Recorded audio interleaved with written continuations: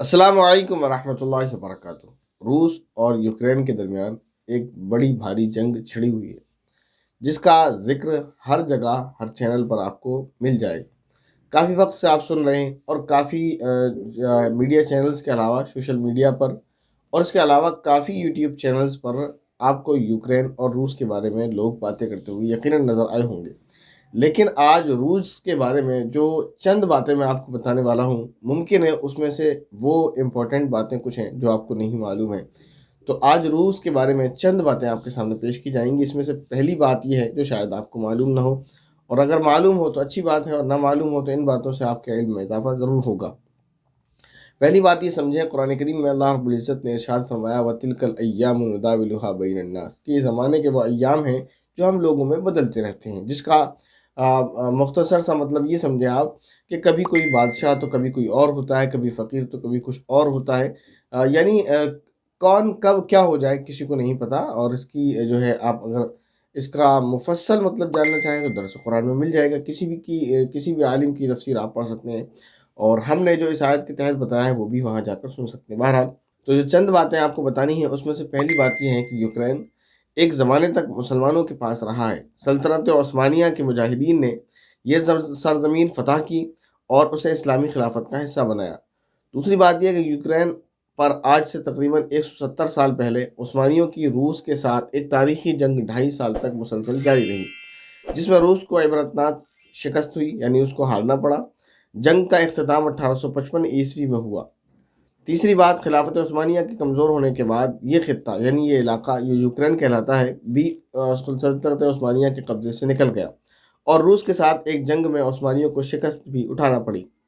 Ukraine کافی عرصے تک Soviet union کا حصہ رہا ہے۔ سوویت یونین کے ٹوٹنے کے بعد ایک مستقل ملک بن گیا، الگ سے ملک بنا۔ یوکرین خود کو یورپ کا اور نیٹو کا باقاعدہ اتحادی اور حصہ بنانا چاہتا ہے۔ یہ بات روس کو قطعاً پسند نہیں، اور یوکرین میں روس نواز یعنی روس کو پسند کرنے والے افراد بھی شامل ہیں، جو خود کو روس کا اتحادی بنانا چاہتے ہیں اور روس کا حصہ بنانا چاہتے ہیں۔ یوکرین خود امریکہ اور یورپ کی خوشنودی حاصل کرنے کے لیے مسلمانوں پر بھی حملہ کر چکا ہے۔ یہ ایسا نہیں ہے کہ یوکرین بس بہت بھولا بھالا کوئی ملک رہا ہو شروع سے، بلکہ اس کی تاریخ اچھی نہیں ہے۔ اس نے امریکہ کے ساتھ مل کر مسلمانوں پر کیا اور مسلمانوں پر حملہ کرنے میں حصہ لیا۔ عراق پر امریکہ اور نیٹو کے حملے میں یوکرین نے بڑھ چڑھ کر حصہ لیا اور عراق کے مظلوم مسلمانوں کے خون سے اپنے ہاتھ رنگ لیے۔ امریکہ اور یورپ نے یوکرین کو روس اور مسلمانوں کے خلاف خوب استعمال کیا، اور اس سے وعدہ کیا کہ اگر روس نے اس پر حملہ کیا تو ہم تمہارا بھرپور ساتھ دیں گے۔ اس طرح امریکہ اور یورپ نے یوکرین کی مالش کر کر کے اسے پہلوان کہہ کر روس کے سامنے لا کر کھڑا کر دیا، اور پیچھے سے بھاگ گئی۔ طویل عرصے کے بعد یہ پہلی جنگ ہے جس میں مسلمانوں کے علاوہ کوئی اور قوم ماری جا رہی ہے۔ اب تک یہ جنگ ہوئی، امریکہ نے نیٹو نے مل کر کبھی عراق میں، کبھی ایران میں، کبھی کہیں بہرحال مسلمانوں پر حملے کیے اور مسلمانوں کو مارا۔ یہ پہلی جنگ ایسے ہے کہ مسلمانوں کے علاوہ کوئی اور قوم ماری جا رہی ہے اور پناہ گزین بن رہی ہے۔ اس لیے صلیبی دنیا اور یہودی دنیا میں ایک تہلکہ مچا ہوا ہے۔ میڈیا پر یوکرین کی مظلومیت سنائی جا رہی ہے اور روس کو اکیلا کرنے کی کوشش کی جا رہی ہے۔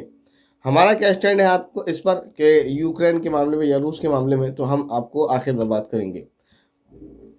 امریکہ اور یورپ سرکاری طور پر تو یوکرین کے ساتھ جنگ میں شریک نہیں ہے، مگر دائیں بازو کے صلیبیوں میں کوہرام برپا ہے۔ ڈنمارک اور دیگر ممالک سے لوگ نجی طور پر لڑنے کے لیے یوکرین میں آ رہے ہیں، مگر ابھی تک اقوام متحدہ نے انہیں دہشت گرد، جو جنگجو آ رہے ہیں دوسرے ملکوں سے یوکرین میں لڑنے کے لیے، ان کو اب تک دہشت گرد نہیں کہا، نہ ہی ان کو نان اسٹیٹ ایکٹر قرار دیا ہے۔ امریکہ اور یورپ اور نیٹو مسلمانوں پر جہاں موقع ملتا تھا ٹوٹ پڑتے تھے۔ لیبیا ہو یا عراق، افغانستان ہو یا صومالیہ، جو الغرض جو بھی ملک ہیں جہاں پر انہوں نے ظلم کیا، مگر کیونکہ اب سامنے روس ہے تو یہ سارے ممالک نمک منڈی کے سستے بدمعاش بن گئے، وہ بدمعاش جو صرف کمزوروں کو دبانا جانتے ہیں۔ ان چند باتوں کے بعد ایک بات رکھتے ہیں اپنی، اور وہ یہ کہ یہ جنگ ایک سیاسی جنگ ہے، اس لیے ہم اس میں اپنا کوئی موقف نہیں رکھنا چاہتے۔ نہ ہم یہ کہتے ہیں کہ روس صحیح ہے، نہ یہ کہتے ہیں کہ یوکرین غلط ہے، نہ ہم اس میں سے کسی کے ساتھ اپنے آپ کو کھڑا کرتے ہیں، کیونکہ یہ ایک سیاسی جنگ ہے۔ بس اتنا ہی کہہ سکتے ہیں کہ اللہ رب العزت مظلوموں کی حفاظت فرمائے اور ظالموں کو ہلاک و برباد کرے، آمین۔ السلام علیکم ورحمۃ اللہ وبرکاتہ۔